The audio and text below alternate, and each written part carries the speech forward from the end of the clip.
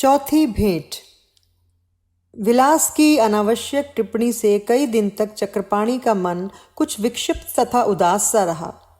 नारायणी पर तो उसका कोई विशेष प्रभाव नहीं हुआ, किंतु चक्रपाणि का चित्त उसे याद करके बार बार उद्वेलित हो उठता था। ध्यान अध्ययन करते हुए भी मन में वही स्मृति उभर आती थी तथा शांति एवं स्थिरता को भंग कर देती थी। चक्रपाणि, विलास ने जिस प्रकार बात कही उसे नहीं कहनी चाहिए थी। बार बार निकालने पर भी वह मन से नहीं निकल रही। कुछ भी काम करते हुए वही बात मुझे याद आ जाती है। नारायणी, यही तो मन की दुर्बलता है। वासनाओं तथा अभिमान ने मन को कसकर अपनी जकड़ में ले रखा है, जिससे वह घायल पंछी की तरह फड़फड़ाता रहता है। जो किसी बात को चाहकर भी मन से नहीं निकाल सके वही संसारी है। वायु का एक झोंका कोई बात उड़ाकर साधक के मन में ला पटकता है तो तत्काल ही दूसरा झोंका उसे उड़ाकर ले जाता है, किंतु संसारी अपने मन में बातों स्मृतियों का कचरा भरता चला जाता है। चित्त में पड़ा कचरा ही कचरे को खींचता रहता है। साधक की वृत्ति छोड़ो और आगे चलो की होती है, किंतु सामान्यतः मनुष्य एक ही बात को घिस घिस कर अपने मन में लगाए रखता है। आपका मन भी अभी चंचलता एवं अस्थिरता से दूषित है, जिससे उसका स्वभाव भी चंचल हो गया है। जहाँ जाने से उसे मना किया जाए बार बार वहीं जाता है। चक्रपाणि, तो मैं क्या करूं? मैं तो परेशान हो गया। नारायणी, आपकी परेशानी मन की परेशानी है। सारा जगत ही मन के हाथों परेशान है। विलास को भी मन ही परेशान कर रहा है। जो बात जहाँ तथा जब नहीं कहनी चाहिए कह जाता है। वाणी पर नियंत्रण रहा ही नहीं। यह भी मन की दुर्बलता है। मन की दुर्बलता में सभी इंद्रियां अनियंत्रित हो जाती हैं तथा जीव इंद्रियों तथा मन की उच्छृंखलताओं से परेशान होता रहता है। अंतर में वासनाओं, विकारों तथा संस्कारों का जमघट ही मन की दुर्बलता का कारण है। चक्रपाणि, अब यह दुर्बलता कभी समाप्त भी होगी या नहीं? नारायणी, आपकी बातों में जो आक्रोश, हताशा या आक्रामकता झलकती है, यह भी उसी कारण से ही है। ऐसे में जीव धैर्य खो देता है तथा जल्दी से जल्दी अपनी समस्या का समाधान पाना चाहता है। यह भी दुर्बलता ही है। थोड़ा धीरज तथा गंभीरता से काम लीजिए। ज्ञान तथा शक्ति का भंडार आप अपने अंतर में लिए बैठे हैं, बस आवरण ही तो हटाना है। गुरुदेव का मार्गदर्शन प्राप्त हो ही गया है। एक न एक दिन नैया किनारे लग ही जाएगी। समय तो लगता ही है। पिछले कई दिनों से गुरुदेव, श्रीधर तथा नारायणी के सत्संग से चक्रपाणि को यह बात स्पष्ट हो गई थी कि जगत में सभी समस्याओं की जड़ अपने मन में ही है तथा सभी आनंद तथा सुख भी अपने अंदर ही हैं। आनंद पर लिपटा भ्रांति का आवरण ही सभी दुखों का मूल है। भ्रांतियाँ, आशाएं, चंचलताएं तथा विपदाएं सभी आवरण की ही देन हैं। नारायणी, अब देखिए, विलास की बात का आपने इतना प्रभाव ग्रहण किया। दुनिया तो आपके मन की शांति को भंग करने के पीछे लगी है। आप यदि प्रभाव ग्रहण नहीं करो तो उनकी बातों का क्या महत्व रहेगा? प्रभाव ग्रहण करके ही आप किसी की बात को महत्वपूर्ण बनाते हैं। चक्रपाणि, अब सब बातें छोड़ो, गुरुदेव का दर्शन करने चलें। रास्ते में नारायणी सोचती जा रही थी कि उसने चक्रपाणि को तो समझाया, पर उसके अपने चित्त की स्थिति भी वैसी ही है।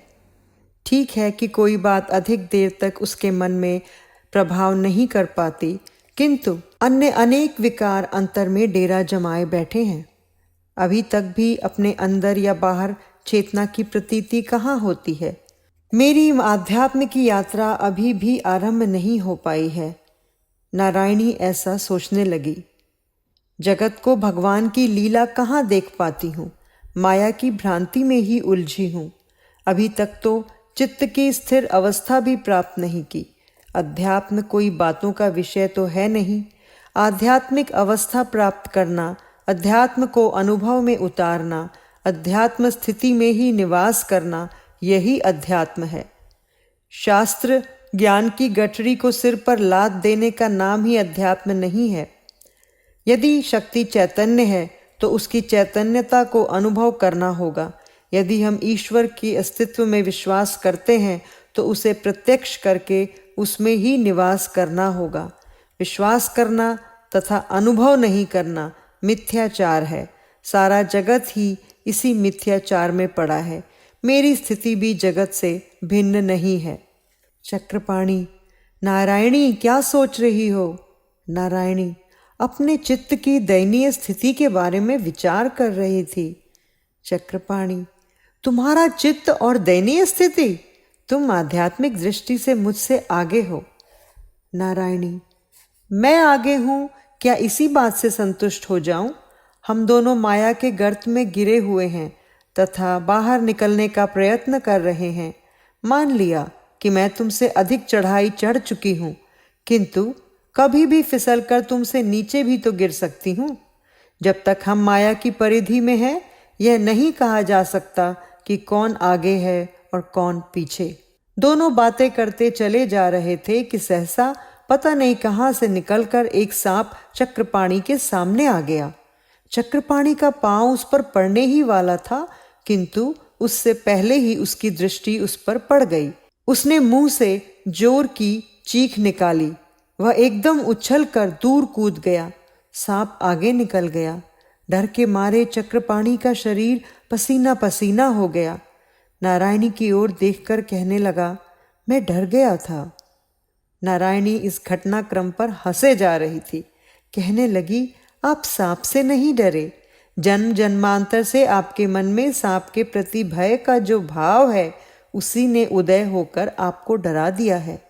सांप का सामने आ जाना तो संस्कारों को उभारने का बहाना मात्र है। यदि सांप नहीं भी होता तो भी आप सांप की भ्रांति से ही डर सकते थे।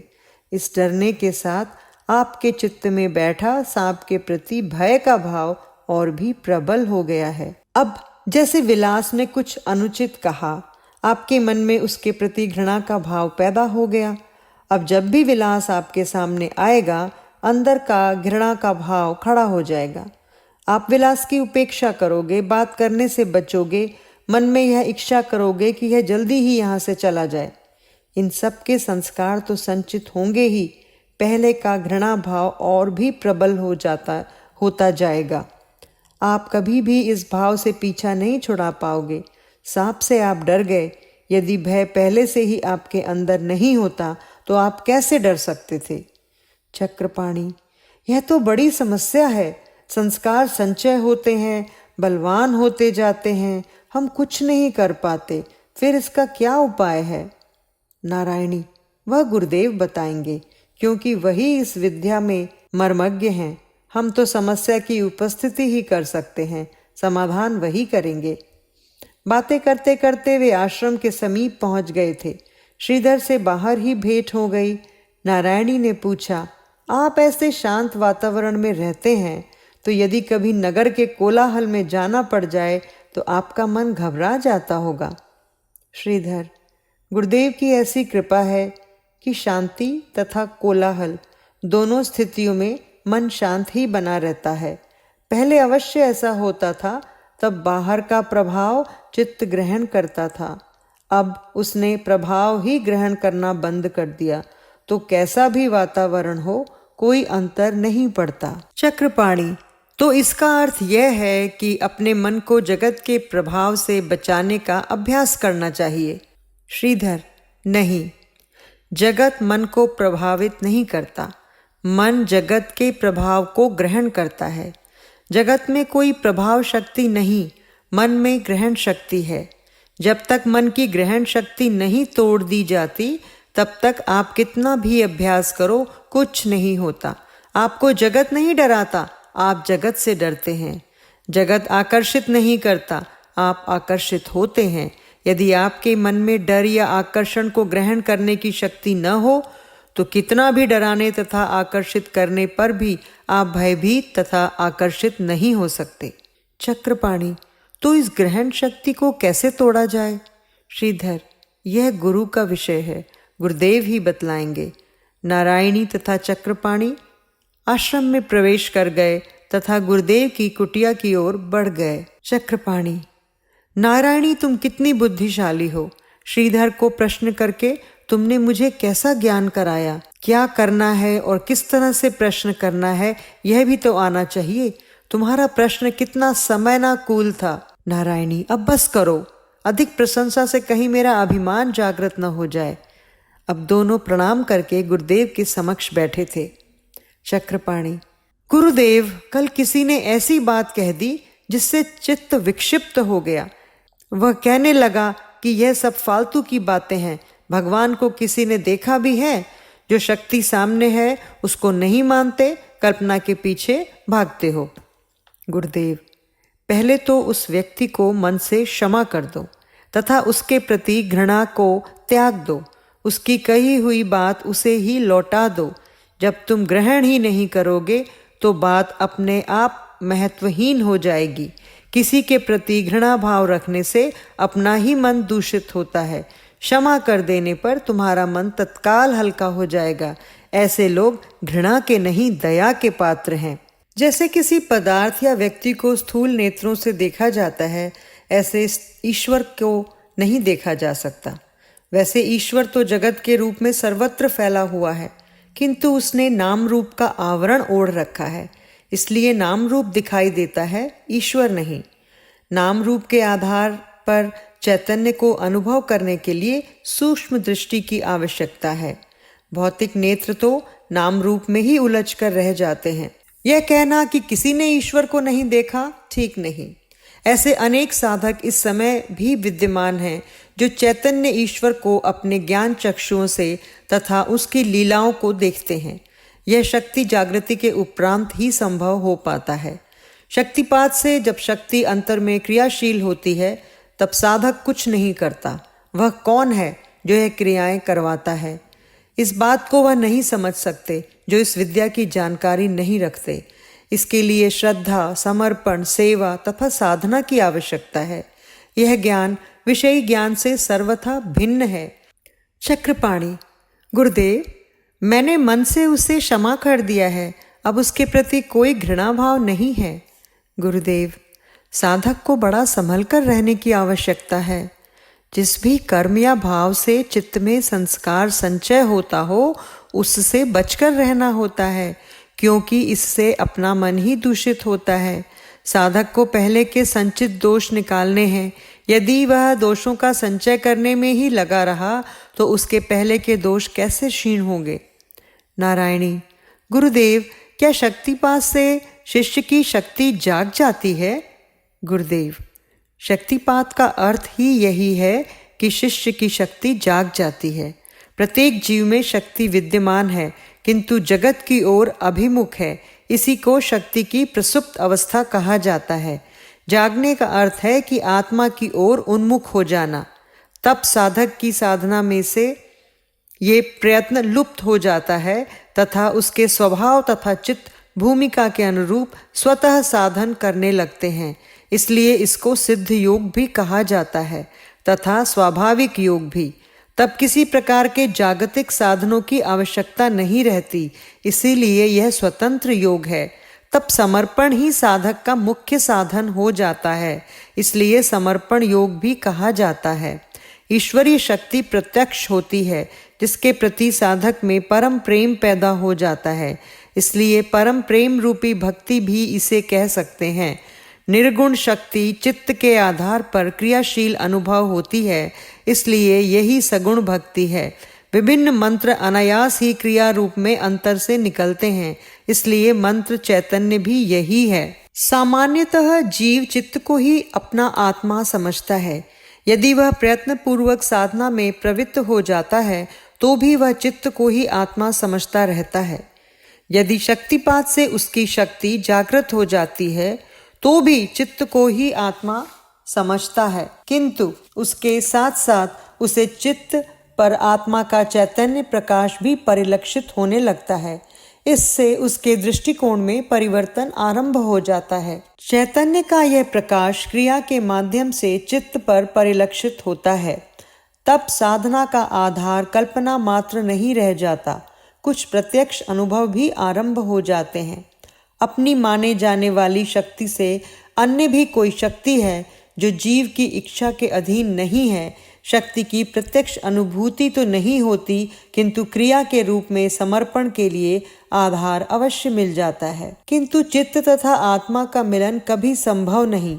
एक दूसरे पर प्रतिबिंब अवश्य होते हैं। आत्मा के चैतन्य स्वरूप के प्रतिबिंब के कारण ही जड़ चित्त में चैतन्य होने की भ्रांति होती है। इसी भ्रांति को जड़ तथा चेतन की ग्रंथि का नाम दिया गया है। इस ग्रंथि से युक्त होकर चित्त इंद्रियों के माध्यम से जगत के उन्मुख होकर जगत का ज्ञान प्राप्त करता है। चित्त में भ्रांति होने के कारण चित्त द्वारा संपादित ज्ञान वास्तव में अज्ञान होता है तथा बंधन का कारण होता है। किंतु जागृति के पश्चात साधक की आंतरिक आध्यात्मिक यात्रा इस भ्रांति की निवृत्ति की ओर होने लगती है, जिसका आरंभ क्रियाओं के अवलोकन से होता है। प्रयत्न पूर्वक की जाने वाली साधनाओं को आणवोपाय कहा जाता है, क्योंकि जीव अणु मात्र है, उसमें कोई शक्ति नहीं, केवल शक्ति का मिथ्या अभिमान ही है। इसी अभिमान के कारण उसमें कर्ता भाव पैदा हो गया है। जागृति के पश्चात उसका यह मिथ्या अभिमान टूटने लगता है, क्योंकि अपने से भिन्न शक्ति की क्रियाशीलता का अनुभव होने लगता है। इस स्तर पर साधन जीव नहीं करता, शक्ति करती है। जीव केवल अवलोकन करता है, इसलिए इसे शाक्तोपाय कहा जाता है। साधन का तीसरा स्तर, जिसे शाम्भोपाय कहा जाता है, काफी उच्च अवस्था प्राप्त होने पर आता है। तब उसका अहम चित्त से ऊपर उठकर चैतन्य में स्थापित हो जाता है। जिस शक्ति को अपने से भिन्न अनुभव कर रहा होता है, वह उसी की शक्ति होती है। यहाँ साधक के लिए स्वयं शंभु साधन करता है। आणवोपाय में मंत्र जप का स्थान सर्वोपरि है। मंत्र जप चित्त के आधार पर किया जाता है तथा चित्त में मंत्र की शक्ति जागृत होती है, अर्थात मंत्र चैतन्य होता है। चित्त आत्मिक चैतन्य शक्ति से प्रकाशित होता है। शक्तिपात में यह लक्ष्य दीक्षा से ही प्राप्त हो जाता है, अर्थात जागृति के पश्चात प्रयत्न पूर्वक मंत्र जप गौण हो जाता है। शक्तिपात स्पर्श, मंत्र अथवा दृष्टि किसी प्रकार भी किया जाए या केवल संकल्प का ही प्रयोग किया जाए, चैतन्य क्रियाशील हो जाता है। मंत्र चैतन्य की अवस्था उत्पन्न हो जाती है। जागृति के पश्चात साधक का प्रयत्न केवल समर्पण होता है। जितना समर्पण अधिक पूर्ण होगा, उतना ही साधन अच्छा होगा। यत्न करने का कार्य शक्ति का हो जाता है, अर्थात शक्ति का प्रयत्न ही साधन होता है। साधन का सारा उत्तरदायित्व शक्ति का हो जाता है। समर्पण का अर्थ यह है कि शक्ति के उत्तरदायित्व में किसी प्रकार का भी हस्तक्षेप न किया जाए। शक्ति मातृवत साधन को संभालती है। माता की उंगली पकड़ना भी समर्पण नहीं है। अपना हाथ माता को पकड़ने दो।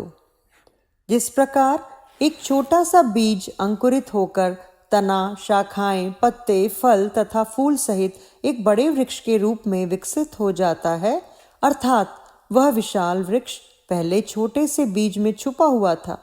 इसी प्रकार मंत्र भी बीज की तरह छोटा होता है, किंतु अपने अंदर अनंत शक्ति समेटे होता है। जब मंत्र जप द्वारा मंत्र चैतन्य की अवस्था में प्रकट होता है, तो जीव के चित्त में चैतन्य शक्ति जागृत हो जाती है तथा अपना अनंत एवं अथाह रूप स्वरूप प्रकट करने के लिए आगे बढ़ती है। शक्तिपात द्वारा यही कार्य संपादित होता है। वह मंत्र में छिपी शक्ति को प्रकट कर जागृत कर देता है। अक्षर समूह शक्ति का केवल बाहरी शरीर होता है।